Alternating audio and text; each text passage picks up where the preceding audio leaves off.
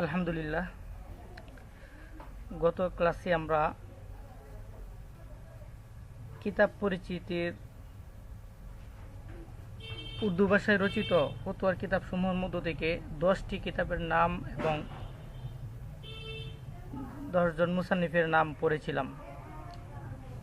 আসলে এই কিতাবটা কেন অনলাইন ইফতা বিভাগে রাখা হয়েছে সে বিষয়টা আমাদের জানা জরুরি। আমরা যখন 1 বছর ইফতা বিভাগে আবাসিক পড়ি, ওইখানে বিশাল মাক্তাবা থাকে, বিভিন্ন কিতাবাদি থাকে। তখন ওইখানে যখন আপনি থাকবেন তখন ওইখান থেকে বিভিন্ন কিতাবাদির নাম, বিভিন্ন কিতাবাদি হাওলা, বিভিন্ন কিতাবাদি আপনি সরাসরি দেখতে পারবেন। তো সেই হিসাবে আপনারা যখন অনলাইনে পড়বেন তখন কিন্তু আপনার আর এই সুযোগটা থাকে না। তখন এরকমও হয়, আপনি অনলাইনে পড়ছেন, আপনি কিন্তু ফতোয়া বিভাগ সম্পর্কে অনেকেই বিভিন্ন বিষয় জানেই না। ফতোয়া বিভাগের ক্লাস, ফতোয়া বিভাগের কিতাবসমূহ এগুলো জানেই না। তো এই বিষয়টা থেকে আপনাদেরকে যেন কারো কাছে মাথা নত না হতে হয় সেদিক লক্ষ্য রেখেই ফতোয়া বিভাগে আমরা আত-তাআরুফ আলাল কুতুব অর্থাৎ কিতাব পরিচিতি কিতাবটি রেখেছি, যেন আপনারা ফতোয়া বিভাগ সম্পর্কে, ফতোয়া বিভাগের কিতাব সম্পর্কে এবং শুধু ফতোয়া বিভাগ নয়, বিভিন্ন মাসলাকের কিতাব সম্পর্কে আপনারা ধারণা নিতে পারেন এবং কিতাবাদি সম্পর্কে জানতে পারেন। যেন 1 বছর ইফতা পড়েছেন, যেন ফতোয়া বিভাগের কিতাব সম্পর্কে আপনাদের ধারণা থাকে। এই জন্য এই কিতাবটা রাখা হয়েছে। আর এই কিতাবে শুধু ফতোয়া বিভাগ নয়, বরং বিভিন্ন কিতাবাদি, উলুমুল কুরআন, উলুমুল হাদিস, বিভিন্ন ফনের কিতাবাদির নাম, মুসান্নিফের নাম আছে। তো যেহেতু আমরা ফতোয়া বিভাগ নিয়ে পড়তেছি, সেই হিসেবে আমরা ফতোয়া বিভাগের কিতাবগুলো আগে পড়ব, এরপর বিভিন্ন কিতাবাদি আমরা পড়ব। আর এটা কিন্তু পরীক্ষায় আসে, বিভিন্ন হেডলাইন থাকে যে আমরা উর্দু ভাষায় রচিত ফতোয়া কিতাব সমূহ থেকে 5টি, 10টি, 7টি, 8টি কিতাবের নাম, মুসান্নিফের নাম সহ লেখে, এরকম।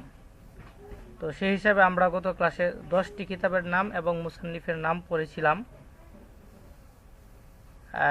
কেউ কি বলতে পারবেন কয়েকটা, যে আমরা 10টা কিতাবের মধ্য থেকে মুসান্নিফের নাম সহ কিতাবের নাম কোন পরীক্ষা আসবে মুখস্থ? যদি বলতে পারেন তাহলে একজন বলেন, আমি শুনি।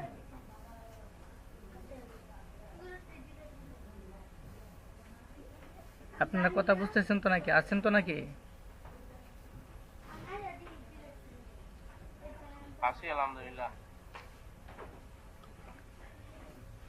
শুধু পড়িয়ে গেলাম, হুজুরা পড়িয়ে গেল কিন্তু সবক ধরলো না, তাহলে তো এটা আপনাদের গুরুত্ব থাকবে না। সেই হিসাবে যদি মধ্যে মধ্যে আপনাদের সাথে মুজাকারা হয় তাহলে ভালো হয়। আমি কয়েকটা কিতাবের নাম বলি ভাইজান। জি জি, ইনশাআল্লাহ। বিসমিল্লাহির রহমানির রহিম। ইমদাদুল ফতোয়া, লেখক হাকিমুল উম্মাত মাওলানা আশরাফ আলী থানভী রাহমাতুল্লাহি আলাইহি। কিফায়াতুল মুফতি, লেখক মুফতি কিফায়াতুল্লাহ সাহেব দামাত বরকাতুহু। ইমদাদুল আহকাম, জাফর আহমদ উসমানী রাহমাতুল্লাহি আলাইহি। আহসানুল ফতোয়া, মুফতি রশিদ আহমদ দামাত বরকাতুহু রাহমাতুল্লাহি আলাইহি। ফতোয়া রহিমিয়া, লেখক আব্দুর রহিম সাহেব রহমতুল্লাহি আলাইহি। ফতোয়া দারুল উলুম, মুফতি আইজুর রহমান সাহেব দামাত বরকাতুহু। যাক, ফতোয়া হাক্কানিয়া, মাশাআল্লাহ। এরকম ভাবে সবাইকেই মধ্যে মধ্যে বলতে হবে। আজকে উনি বলছেন, অন্যদিন আরেকজন বলবেন, তাহলেই ক্লাসটা সুন্দর দেখা যায়, সুন্দর হবে। তো আজকে আমাদের উর্দু ভাষায় রচিত কিতাব সমূহের মধ্য থেকে 10টি পড়েছিলাম। আমাদের মোট কিতাব হলো 22টি। ইনশাল্লাহ আজকে আমরা উর্দু ভাষায় রচিত কিতাব সমূহের ক্লাস শেষ করব। আগামী সপ্তাহ অন্য ক্লাস কিতাব পড়ব। আপনারা খাতা কলম নিয়ে বসেন এবং লিখে রাখেন।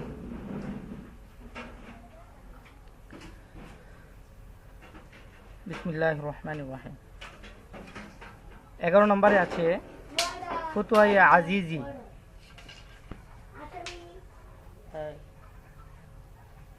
ফতোয়ায়ে আজিজি এই কিতাবের লেখক হলেন হযরত মাওলানা শাহ আব্দুল আজিজ দেহলভী রহমতুল্লাহি আলাই।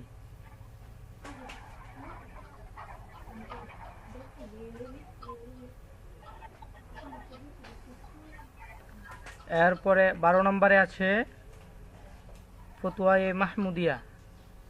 ফতোয়ায়ে মাহমুদিয়া এই কিতাবের লেখক হলেন ফকিহে মিল্লাত মুফাক্কির ইসলাম হযরত মাওলানা মুফতি মাহমুদ রহমতুল্লাহি আলাই।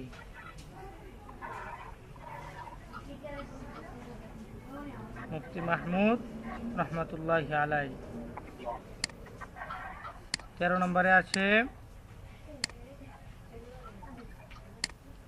ফতোয়ায়ে বাইয়িনাত। ফতোয়ায়ে বাইয়িনাত এই কিতাবের লেখক কোনো সুনির্দিষ্ট ব্যক্তি নয়। এটি নির্দিষ্ট কোনো লেখকের লিখিত কিতাব নয়, বরং মাসিক বাইয়িনাত করাচিতে জামিয়া উলুমিল ইসলামিয়া বিন্নুরি টাউনের দারুল ইফতার পক্ষ থেকে প্রকাশিত ফতোয়া ও প্রবন্ধের সংকলন। 14 নম্বরে আছে ফতোয়ায়ে উসমানী। ফতোয়ায়ে উসমানী এটার লেখক হলেন শেখুল ইসলাম হযরত মাওলানা মুফতি তাকি উসমানী দামাত বরকাতুহুম। এটা উর্দু ভাষায়, এটার বাংলাও বের হয়েছে, খুব চমৎকার এবং জামে মানে কিতাব। আপনারা যারা এবছর ইফতাবিকে পড়তেছেন সবারই তো কমপক্ষে বছর শেষে এক সেট উর্দু কিতাবের বা যে কোনো ফতোয়ার কিতাব সংগ্রহে রাখা দরকার। তো সেই হিসাবে আপনারা যদি বাংলা ভাষায় কোনো ফতোয়ার কিতাব কিনতে চান তাহলে ফতোয়ায়ে উসমানী বাংলা উর্দু দুটোই আছে, আপনারা বাংলা সংগ্রহ করতে পারেন, উর্দু ভাষায় এটা সংগ্রহ করতে পারেন, উপকারে আসবে ইনশাল্লাহ। 15 নম্বরে আছে ফতোয়ায়ে ফরিদিয়া। ফতোয়ায়ে ফরিদিয়া এই কিতাবের লেখক হলেন আরিফ বিল্লাহ হযরত মাওলানা মুফতি মোহাম্মদ ফরিদ সাহেব দামাত বরকাতুহুম। হযরত মাওলানা মুফতি ফরিদ সাহেব দামাত বরকাতুহুম। 16 নম্বরে আছে জামিউল ফতোয়া। 16 নম্বর জামিউল ফতোয়া এই কিতাবের লেখক হলেন হযরত মাওলানা মুফতি মোহাম্মদ মেহেরবান আলী রহমতুল্লাহি আলাই। মুফতি মেহেরবান আলী রহমতুল্লাহি আলাই। 17 নম্বর কিতাবের নাম হলো খায়রুল ফতোয়া। খায়রুল ফতোয়া এই কিতাবের লেখক হলেন হযরত মাওলানা খায়ের মুহাম্মদ জালান্দরি রহমতুল্লাহি আলাই। খায়ের মুহাম্মদ জালান্দরি রহমতুল্লাহি আলাই। 18 নম্বরে আছে ফতোয়ে দারুল উলুম। ফতোয়ে দারুল উলুম এই কিতাবের লেখক হলেন হযরত মাওলানা মুফতি জিয়াউল হক দামাত বরকাতুহুম। মুফতি জিয়াউল হক দামাত বরকাতুহুম। 19 নম্বরে আছে জাদিদ ফিকহি মাসাইল। জাদিদ ফিকহি মাসাইল লেখক হলেন হযরত মাওলানা খালেদ সাইফুল্লাহ রহমানী রহমতুল্লাহি আলাই। খালেদ সাইফুল্লাহ রহমানী রহমতুল্লাহি আলাই। এরপরে 20 নম্বরে আছে কিতাবুল ফতোয়া। 20 নম্বরে আছে কিতাবুল ফতোয়া এই কিতাবের লেখক হলেন হযরত মাওলানা খালেদ সাইফুল্লাহ রহমানী। হযরত মাওলানা খালেদ সাইফুল্লাহ রহমানী। এরপর 21 নম্বরে আছে নাজমুল ফতোয়া। নাজমুল ফতোয়া।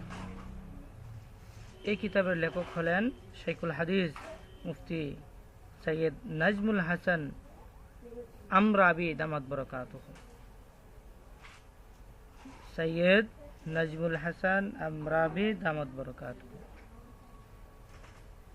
এরপরে 22 নম্বর সর্বশেষ উর্দু ভাষায় রচিত কিতাব সমূহের সর্বশেষ কিতাবের নাম হলো ফতোয়া খতমে নবুয়ত। ফতোয়া খতমে নবুয়ত। এই কিতাবের লেখক হলেন মাওলানা সাইদ আহমদ জালালপুরি রহমতুল্লাহি আলাই। মাওলানা সাইদ আহমদ জালালপুরি রহমতুল্লাহি আলাই। তো আমরা উর্দু ভাষায় রচিত মোট 22টি কিতাবের নাম, লেখকের নাম পড়লাম।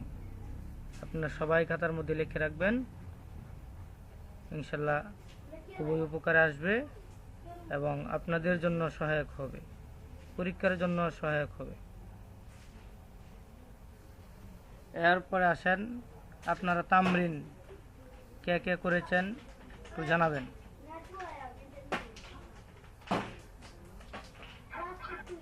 তামরিনগুলো আমরা কিভাবে জমা দিব? তামরিন আপনারা হোয়াটসঅ্যাপে জমা দিবেন, পিক তুলে হোয়াটসঅ্যাপে জমা দিবেন ইনশাল্লাহ। ঠিক আছে। যারা লিখছেন একজনে জমা দিয়েছেন, আর যারা বাকি আছেন জমা দিয়ে দিবেন। আজকে তামরিন ধরেন, আজকে তামরিন লিখে রাখবেন সবাই। আজকে 2য় নম্বর তামরিন। 2য় নম্বর তামরিন হলো বিষয় কুরবানি আদায়ের পশু সম্পর্কে। কুরবানি আদায়ের পশু সম্পর্কে প্রশ্ন: কোন কোন পশু দ্বারা কুরবানি করা জায়েজ? কোন কোন পশু দ্বারা কুরবানি করা জায়েজ? আজকের 2য় নং তামরিন সবাই লিখে ফেলবেন এবং কোনো সমস্যা, কোনো দলিলের সমস্যা আমাদের সাথে যোগাযোগ করবেন, ইনশাল্লাহ আমরা ব্যবস্থা করে দিব। তবে তামরিন সবাইকে লিখতে হবে, কারণ তামরিনে 100 নাম্বার থাকে, প্রত্যেক পরীক্ষায় তামরিনে আলাদা নাম্বার থাকে। আমাদেরকে প্রথম সাময়িক পরীক্ষার পূর্বে কমপক্ষে হলেও 15টা তামরিন করতে হবে। তো কুরবানির আগে আমরা যেভাবেই হোক 7 থেকে 8টা তামরিন আমরা করবো ইনশাল্লাহ। তো গত তামরিন যেটা করেছেন আপনারা জমা দিবেন। অনেকেই করেছেন কিন্তু হয় নাই, বিভিন্ন সমস্যা, এই জন্য আপনারা তামরিন করার পূর্বে আমাদেরকে দেখাবেন। আর পেজের কথা বলেছিলাম আপনাদেরকে যে আপনারা পেজ নেবেন কম্পিউটার দোকান থেকে, যেটা অনেক সময় ফটোকপি করা হয় না, এরকম পেজ, ভালো পেজ নেবেন। কেননা এটা বছর শেষে আপনার আমার কাছে জমা দিতে হবে। জমা দেওয়ার পরে আপনাদেরকে এটার স্বীকৃতি, আপনারা যে তামরিন করেছেন এটার কিন্তু কোনো মূল্য থাকবে না যতক্ষণ না পর্যন্ত এটার মধ্যে আপনাদের মার্কাজের সাইন, প্রধান মুফতি সাহেব যখন সাইন না দিবেন তখন এটার কোনো মূল্য থাকবে না। তো সেই হিসাবে আপনারা সবাই ভালো পেজে করবেন। বছর শেষে জমা দেওয়ার পর আপনাদের তামরিন দেখে সাইন, সিগনেচার, সিল মারার পরে আবার আপনাদেরকে ফেরত দেওয়া হবে। এরপর আপনার এটা সারা জীবন কাজে লাগবে। আপনি যদি 50টা তামরিন করতে পারেন তাহলে 50টা মাসলা আপনার হল হয়ে গেল, একবারে দলিল আপনার চোখের সামনে থাকবে, কারণ আপনার দলিল মুখস্থই থাকবে। এই জন্য তামরিনের প্রতি একটু গুরুত্ব দিবেন। এই জন্য ইফতা বিভাগের আসল কাজই হলো তামরিন, মুতালা করা, কিতাবাদি করা, এগুলো তো আমরা দাওরার সময় পড়েই আসছি। সেই হিসেবে ইফতা বিভাগ হলো আপনার তামরিন, আপনি কি পড়েছেন এই পর্যন্ত, এর ইস্তেআদাত আপনার ফতোয়া বিভাগে প্রকাশ পাবে। এই জন্য তামরিন সব জায়গায় গুরুত্বপূর্ণ, আমাদের এখন আমরা তামরিনে গুরুত্ব দিয়ে থাকি। এই জন্য তামরিন করতেই হবে, তামরিন করা বাধ্যতামূলক। বুঝতেন সবাই?